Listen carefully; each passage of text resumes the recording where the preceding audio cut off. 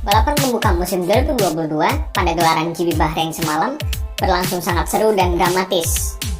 Banyak hal yang terjadi dan kami yakin kalian yang menonton pasti teriak-teriak kegirangan tadi malam, terutama fans Ferrari.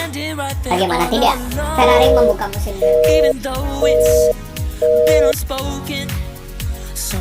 lama ia nanti-nantikan selama 2 tahun lamanya, lalu disusul oleh rekan setimnya Carlos Sainz di posisi kedua yang melengkapi kebahagiaan para tifosi. Drama plot twist terjadi di akhir balapan setelah periode safety car ketika Max Verstappen mengalami masalah di mesinnya 2 lap jelang finish. Tak lama kemudian, rekan setimnya Sergio Perez juga mengeluhkan masalah jika power mesinnya berkurang. Sayangnya, ketika dia sedang berjuang bertahan dari Lewis Hamilton, mobilnya spin di tikungan pertama dan langsung terjun bebas ke posisi paling akhir. Podium ketiga berhasil dikunci oleh Hamilton, yang walaupun mobilnya bisa dibilang agak bapuk, tapi memang kekuatan voucher keberuntungannya masih cukup jitu di balapan kemarin. Dari balapan yang seru kemarin, kami juga merangkum beberapa poin menarik yang bisa untuk dibahas di video kali ini. Simak sampai habis ya. Ferrari berhasil menjawab ekspektasi publik dan meraih kemenangan di balapan pembukaan GP Bahrain. Ferrari tampil kuat sejak kualifikasi dengan Leclerc yang meraih pole position. Performa kuat itu ia lanjutkan di balapan dengan berhasil tancap gas dan menjauh dari kejaran Verstappen di 10 lap pertama. Momentum bagus yang dibangun oleh Leclerc berhasil membuatnya memenangkan duel seru dengan Verstappen di pertengahan balapan dan jadi kunci kemenangannya kemarin. Penampilan Carlos Sainz tak kalah keren. Dia berhasil mempertahankan posisi ketiganya dan jadi sosok pelindung dengan menahan Sergio Perez di belakangnya. Performanya makin bagus setelah sukses lewati Verstappen dan membuat Ferrari pastikan raihan finish 1-2 pertama mereka sejak GP Singapura tahun 2019. GP Bahrain kemarin memang adalah malamnya Ferrari. Mereka sukses memanfaatkan momentum bagus di pramusim ke penampilan yang kuat di balapan pembuka. Dari segi strategi, Ferrari juga cukup bagus dan cepat bereaksi ketika Verstappen masuk pit lebih dulu. Secara overall, mereka memang layak menang dan kerja keras mereka selama ini akhirnya terbayarkan. Salah satu hal yang paling menarik di balapan kemarin adalah duel seru antara Charles Leclerc dan Max Verstappen. Keduanya sempat saling sikut di sirkuit selama 3 putaran setelah pit stop pertama. Bermula dari Verstappen yang berhasil melakukan strategi undercut dengan masuk pit terlebih dulu dan sukses menempel Leclerc yang masuk pit 1 lap setelahnya. Mereka berdua sempat saling balas overtake dan menyajikan duel yang sangat seru untuk ditonton. Mesin Honda atau Red Bull Powertrain harus diakui sangat kencang di trek lurus. Berkali-kali mobil Verstappen berada di jarak yang cukup jauh, namun berhasil mengejar Ferrari dengan cepat di ujung lurusan. Leclerc cukup cerdik, dan dia tahu jika mobilnya punya keunggulan di traksi serta momentum selepas tikungan kedua.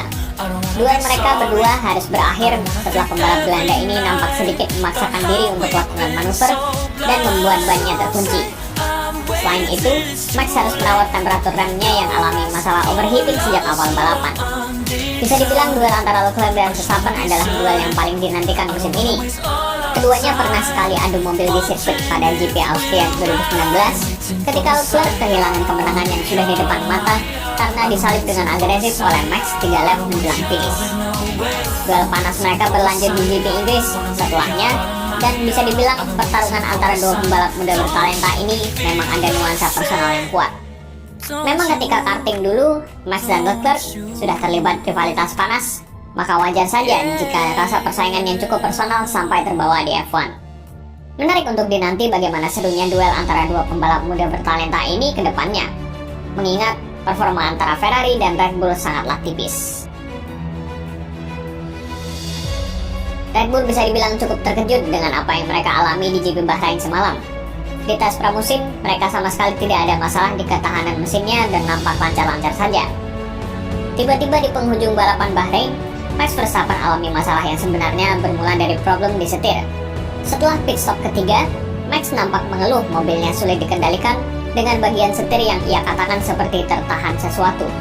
Ini diduga merupakan masalah power steering yang entah apa penyebabnya, atau bisa jadi masalah hidrolik.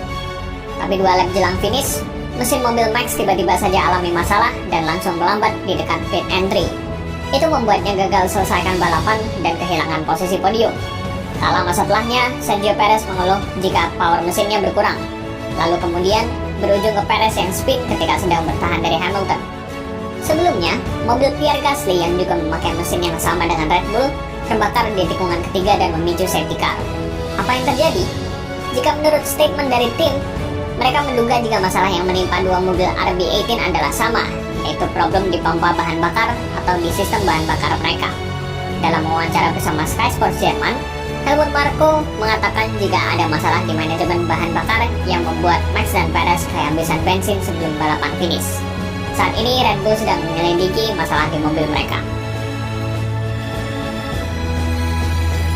Mercedes nampaknya benar-benar kesulitan dan tidak mampu berbuat banyak di GP Bahrain kemarin.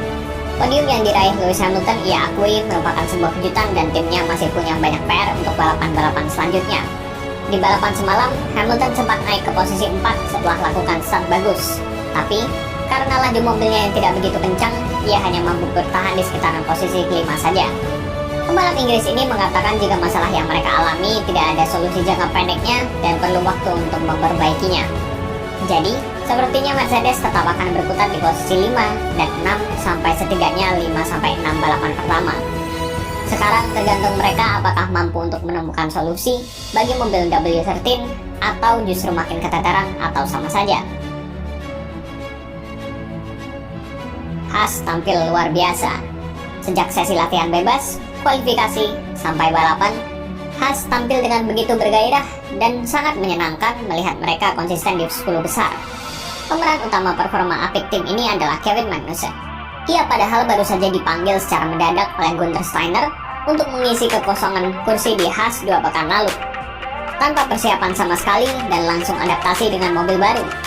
Dan 1 minggu kemudian, Magnussen langsung menampilkan performa yang sangat keren dan heroik bersama Haas.